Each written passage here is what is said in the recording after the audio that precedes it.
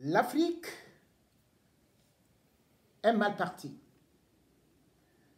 L'Afrique, pourtant, qui a tout, voit les autres venir s'enrichir et sa jeunesse s'enfuir, partir en exil, parce que parfois il n'y a pas d'espoir et parce que souvent, dans ces terroirs-là, règnent des dictateurs, des génocidaires qui non seulement ont confondu l'État à leur propriété privée, mais surtout ne permettent pas aux couches populaires ou alors aux défavorisés de pouvoir aussi bénéficier de quelque chose, même après des études universitaires. Aussi, la terre africaine, qui pourtant regorge des meilleures matières premières, des ressources minières, ne fait que se vider avec des morts dans la mer.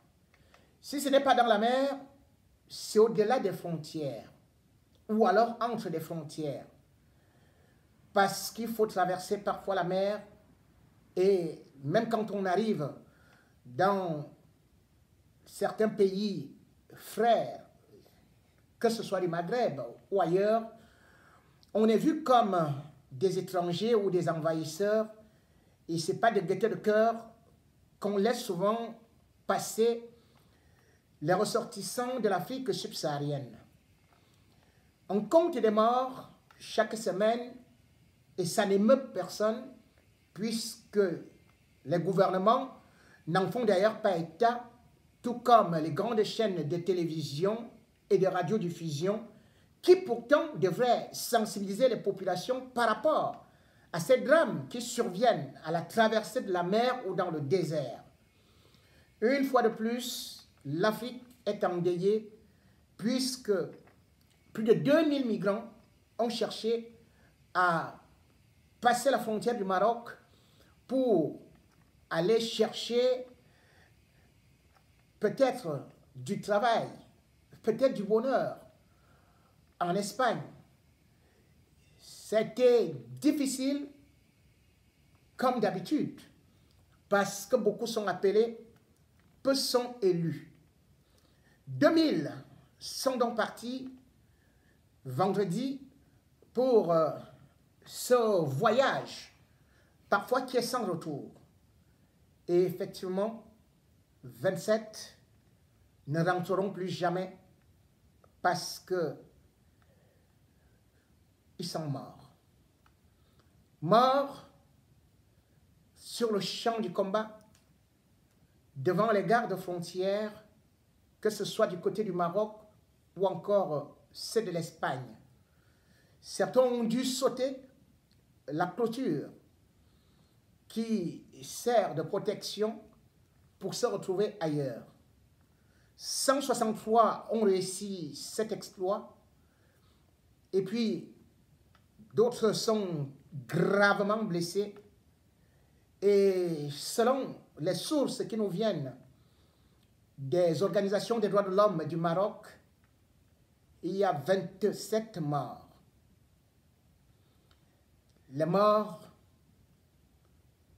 de l'exil, les morts de la fuite et de la misère, les morts du désespoir, les morts de ceux qui pourtant devraient être l'avenir de demain, mais qui malheureusement ne voient pas de lendemain. On a beau dire à tous ceux qui veulent voyager que c'est trop risqué, mais vous disent qu'ils ne risquent rien n'a rien.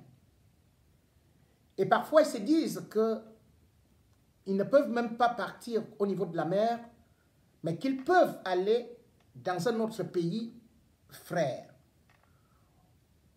Mais malheureusement, l'Afrique, avec ses multiples frontières, et malgré parfois qu'on peut avoir la même couleur de peau et qu'on crie au racisme lorsque ça vient de l'étranger, on constate que dans des pays africains, la xénophobie est en train de se développer à une vitesse grand V. les pays subsahariens n'acceptent plus les migrants, n'acceptent plus les étrangers.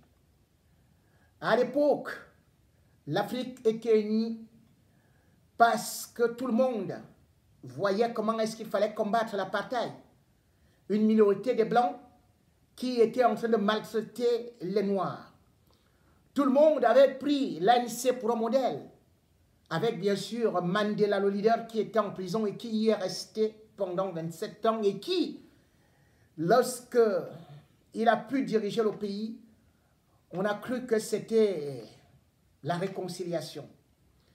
Sauf que les Africains, tous les Africains qui se voyaient sud-africains, sont déjà aujourd'hui traités comme des misérables étrangers, des envahisseurs sur le territoire, sur la terre de Nelson Mandela. Un mouvement même a été créé pour faire la chasse aux étrangers. Ces étrangers qui ne sont d'autres que des Africains. Ce mouvement qui s'appelle aujourd'hui Dalula, ce mouvement est juste ce qu'on appelle l'incarnation de la xénophobie. Le 13 février, ce mouvement a commencé à marcher en demandant que les étrangers puissent partir. Ils étaient à peine une centaine. Puis, le 19 février, la foule a grossi jusqu'à 2000 qui étaient dans les rues. Le mouvement est devenu violent parce que les autres Africains sont considérés comme ceux-là qui viennent apporter de la misère et qui viennent arracher les emplois qui sont réservés aux Sud-Africains eux-mêmes. La situation est d'autant plus grave que ce n'est pas la première fois que ça arrive. En 2015, on avait déjà déploré des incidents. En 2019, il y a eu des morts.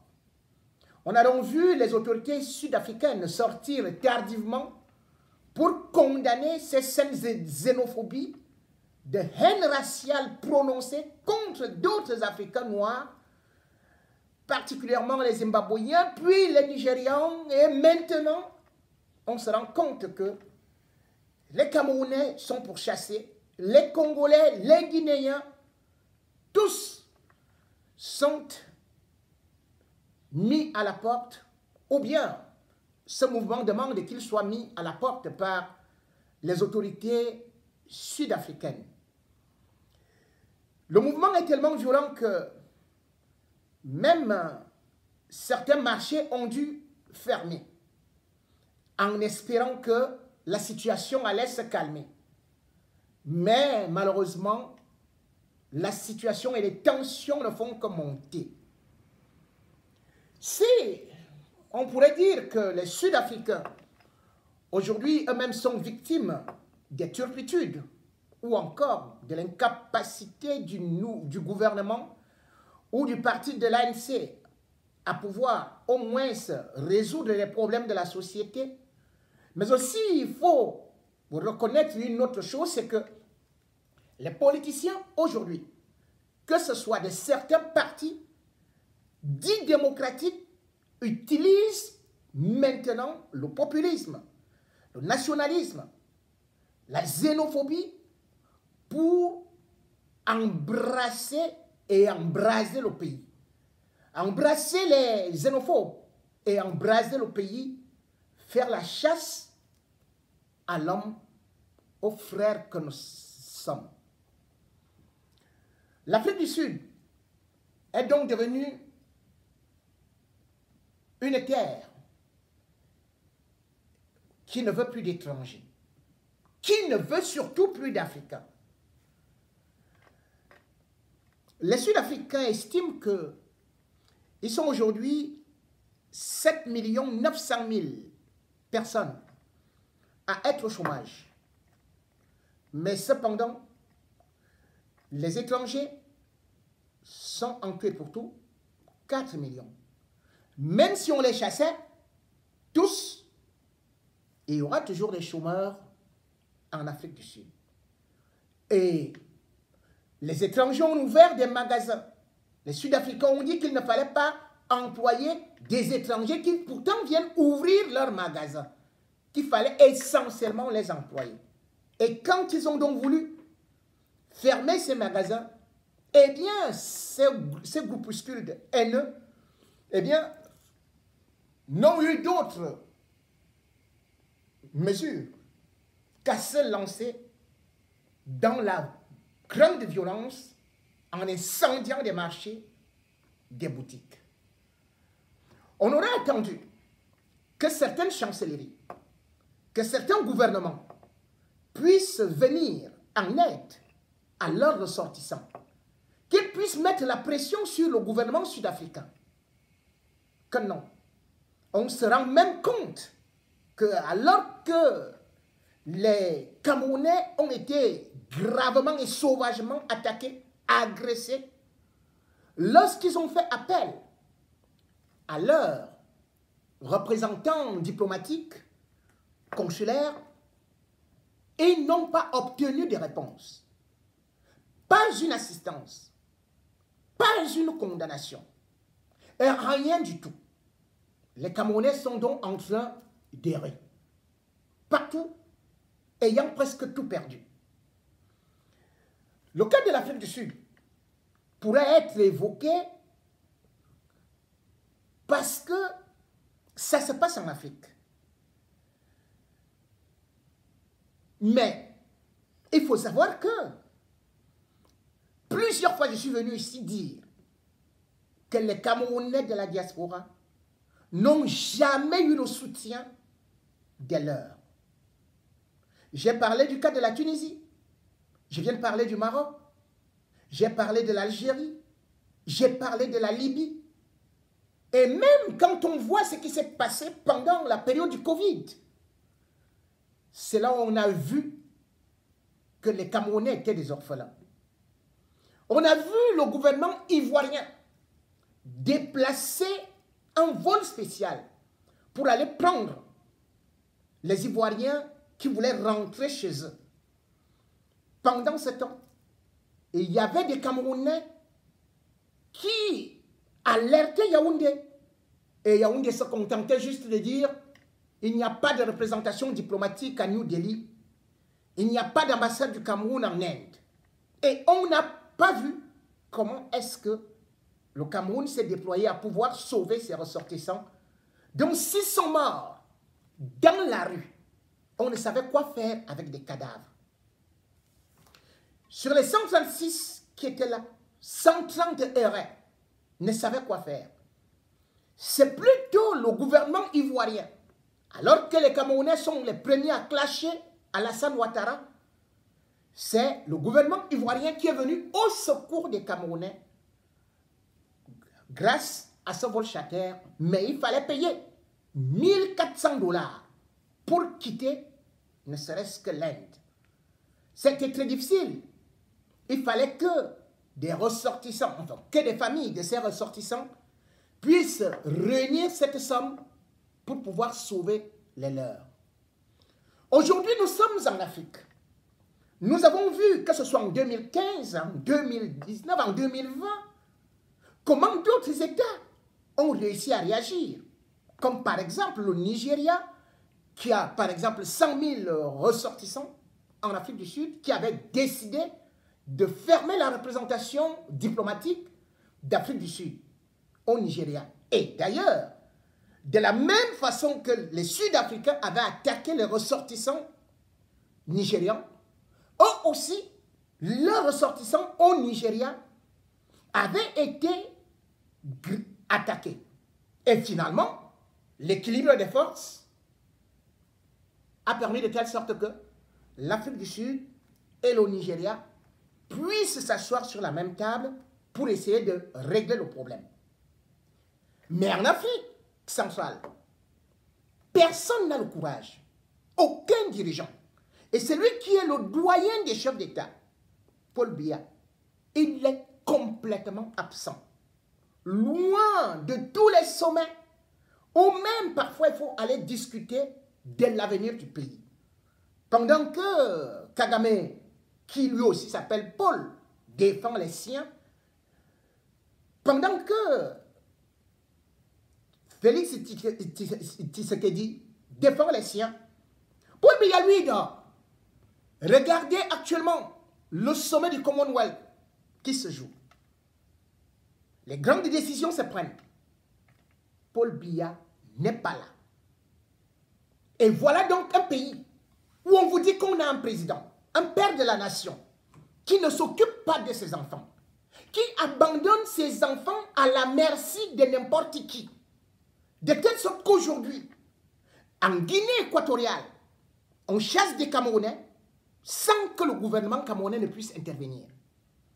Et même au niveau de la République centrafricaine, avec Touadéra, on a vu comment est-ce que les commerçants camerounais qui sont installés là depuis ont été traités, leurs boutiques fermées sans sommation, sous prétexte qu'ils n'avaient pas d'agrément.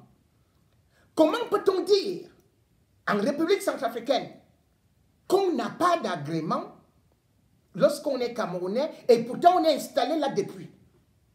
Comment peut-on dire et avoir l'ambition de chasser des Camerounais sous prétexte qu'ils n'ont pas de papier en République centrafricaine ou sous prétexte qu'ils sont déjà de trop? Touadéra nous a été présenté comme un panafricaniste. Comment se peut-il donc qu'un panafricaniste puisse avoir de telles idées par rapport aux Camerounais lorsqu'on sait que ses propres ministres viennent passer le week-end à Douala, viennent danser dans des boîtes de nuit? J'ai vu l'autre Soulard, le roi de l'ivrognerie qu'on appelle ministre conseiller, qui a dit qu'il me répondait avec, en faisant un direct Facebook, qui est venu baver là, qui ne disait pratiquement rien parce qu'il avait déjà bu au moins 12 litres de bière. Il est venu, qu'a-t-il raconté? Rien du tout. Mais il m'a traité d'étranger. Vous vous rendez compte? Nous sommes en Afrique du Sud. Nous ne sommes pas en Afrique du Sud. Nous ne sommes pas en France. Nous ne sommes pas en Chine. Nous sommes ici, entre le Cameroun et la République centrafricaine. Deux pays frontaliers, deux pays amis. Et Touadéra a étudié au Cameroun.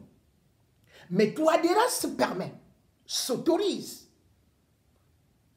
avec ses ministres, de me traiter, moi, d'étranger. Que oui, voilà quelqu'un d'origine étrangère qui est en train de parler de la République centrafricaine. Voilà quelqu'un qui se dit panafricaniste et qui a un discours qui aurait été prononcé par un blanc. On aurait dit que c'est un raciste. On aurait dit qu'il n'aime pas les Africains. Et ces ministres le disent. La seule chose que je devrais répondre à ceux-là qui m'ont traité d'être un journaliste d'origine étrangère et surtout le ministre conseiller, je vais lui poser cette question. Monsieur le ministre conseiller, quelle est la nationalité de votre épouse? Et quelle est d'ailleurs votre nationalité? Votre épouse est roumaine et vous avez une nationalité roumaine. Vous avez une double nationalité. Mais vous me traitez d'étranger. En République centrafricaine, on applaudit lorsqu'il y a Wagner. Les Russes sont là. Est-ce que ces Russes ont des agréments? Ils ne sont pas des étrangers. Ce sont les Camerounais, comme moi, journalistes de mon État, qui sont maintenant traités d'étrangers en République centrafricaine. Mais c'est terrible.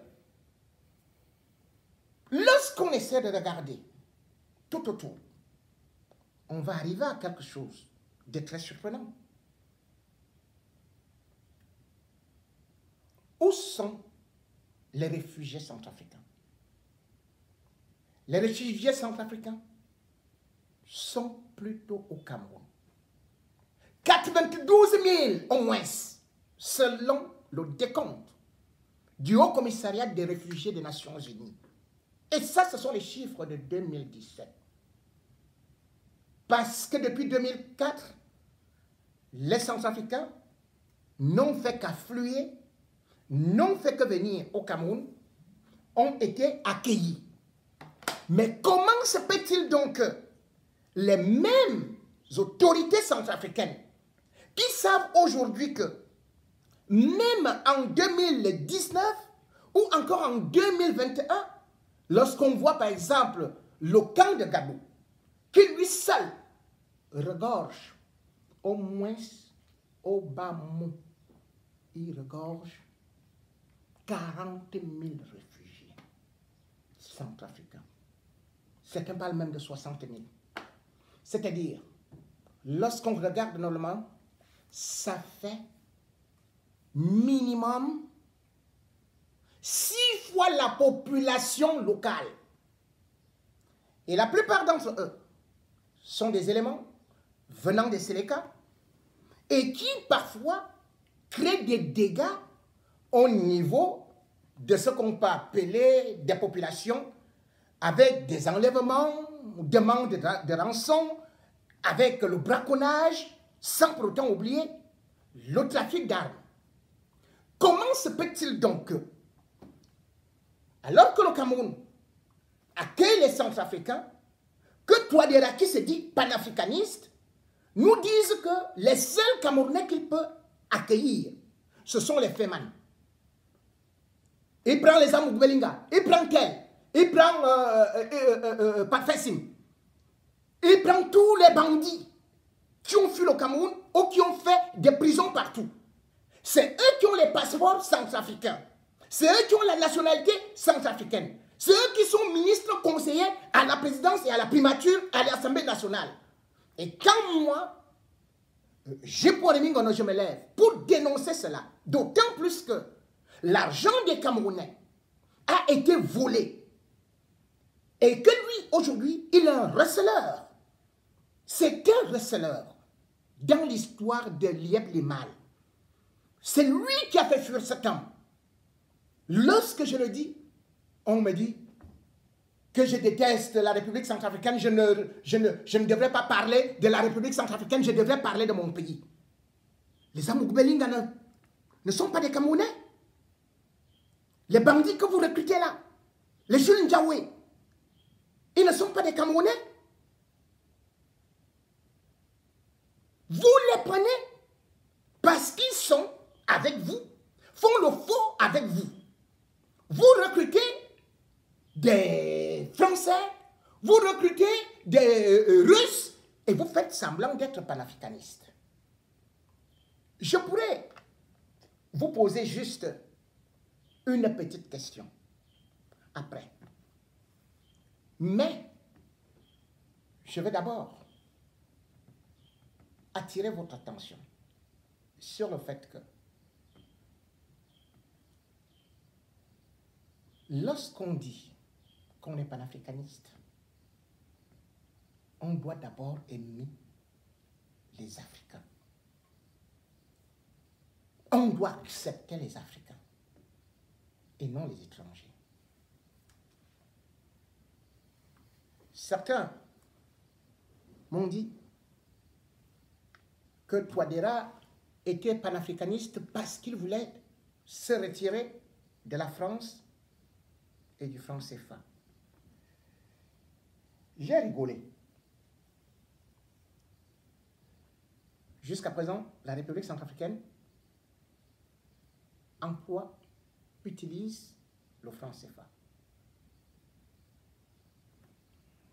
D'autres m'ont dit que la République centrafricaine avait trouvé une belle initiative, à savoir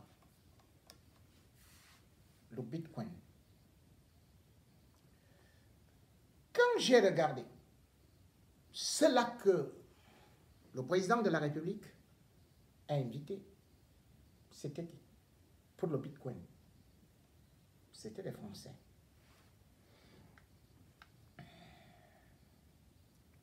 Est-ce qu'on a parlé aux Français de ces bitcoiners qu'ils ont vus chez eux? Un s'appelait Jean-Christophe Bunel. Jean-Christophe Bunel, il est centrafricain, c'est un Français. Et la seule chose qu'il a eu à faire en France, c'était dire qu'un bar, restaurant hangar de la Bretagne, pas la Grande-Bretagne, hein, il est parti là-bas, il a dit, à partir de cet instant, ce bar va prendre les bitcoins. C'est un Français. C'est lui qui a été accueilli en République centrafricaine en grande pompe pour avoir voulu installer le bitcoin dans un bar en France. Un bar qu'on appelle encore hangar.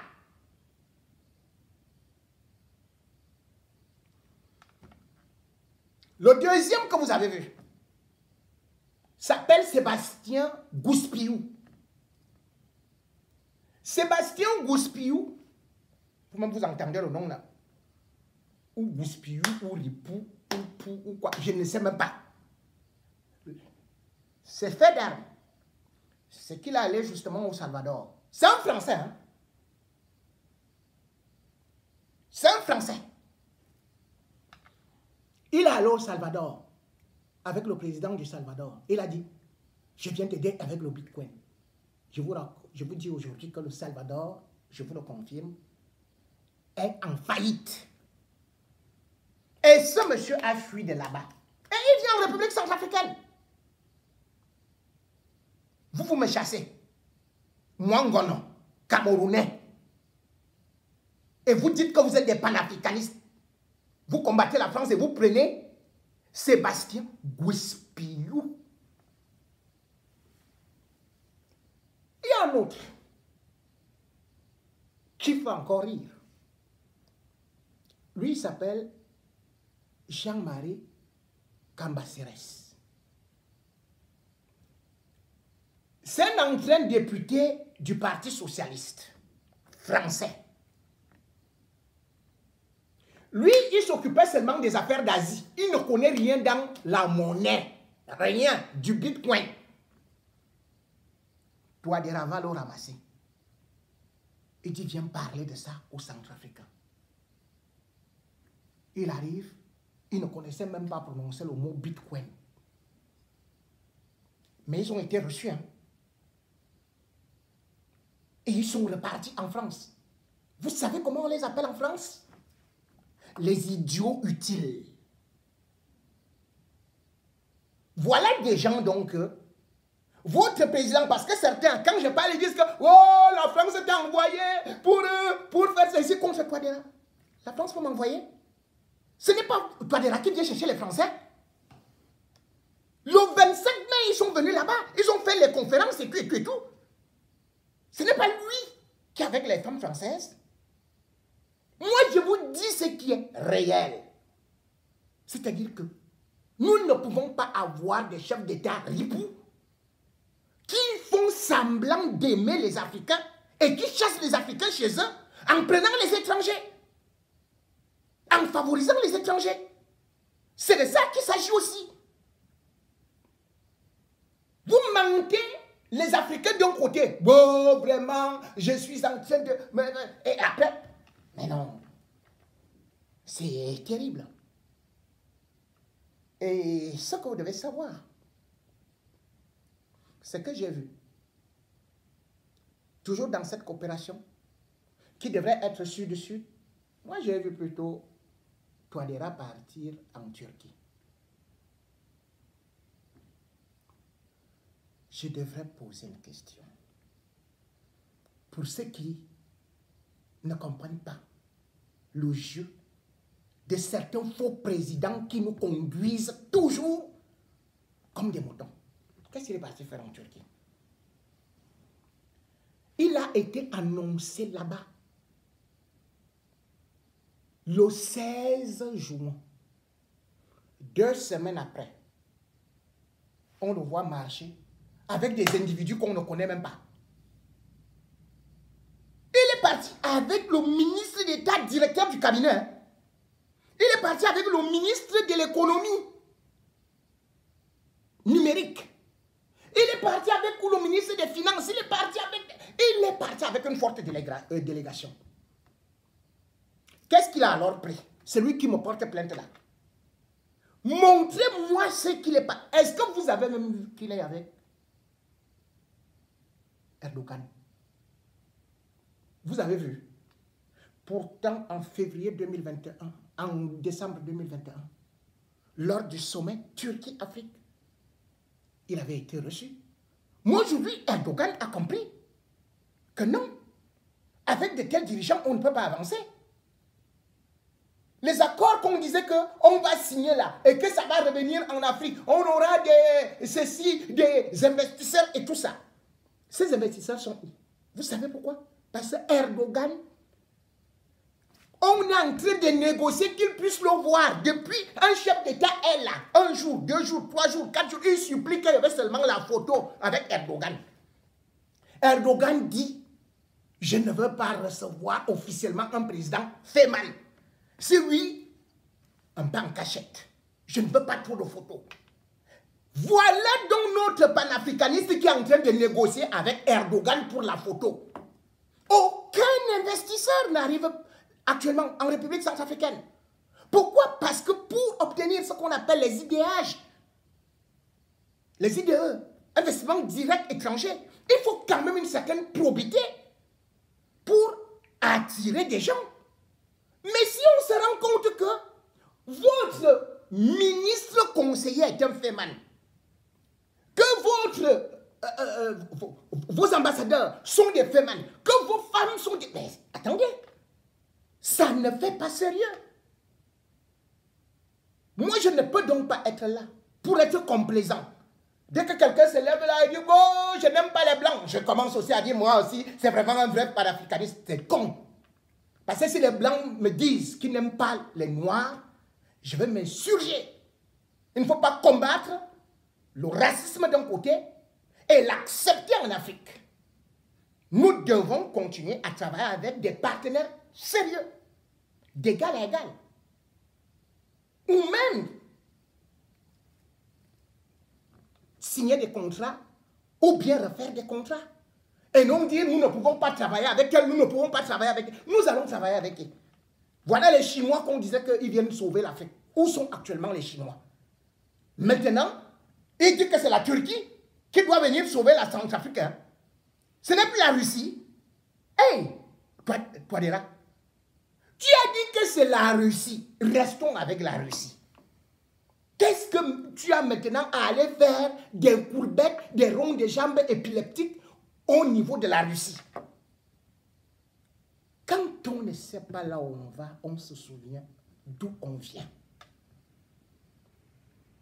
Je parle pour que plus jamais ceux qui manipulent les populations africaines pour leurs intérêts personnels, pouvoiristes, parce qu'ils veulent rester au pouvoir, que cela se dise que nous autres, nous n'allons jamais marcher avec eux. Ceux qui veulent changer les constitutions pour les 3e, 4e mandats, jamais je ne serai avec eux. Ceux qui volent, pillent ou bien prennent nos ressources minières pour aller traficoter avec des mafias, je ne serai jamais avec eux. Je dénoncerai, que ce soit au Gabon, que ce soit en République centrafricaine, que ce soit au Congo, que ce soit en Côte d'Ivoire, que ce soit au Niger, que ce soit même au Nigeria, cité partout, je parlerai. Et puis, donnez-moi. Ah, le procès, ça s'est passé comment? le chef d'État centrafricain m'a cité en justice, non? C'était le 23 juin 2022. Tout le pays attendait ça. Et finalement, c'est lui qui fuit le procès pour aller dire qu'il est en Turquie. Moi, je l'attendais. D'ailleurs, j'étais prêt à prendre mon billet d'avion pour aller me balader sur le ciel comme ça, là, et me moquer de lui. Mais c'est lui qui a fui. Mais tant mieux, puisqu'il en est ainsi. C'est un pays ami, la République centrafricaine, et des Centrafricains, les vrais, sont mes amis, tout comme tous les autres Africains. Et l'humanité, je ne suis là que pour la vérité.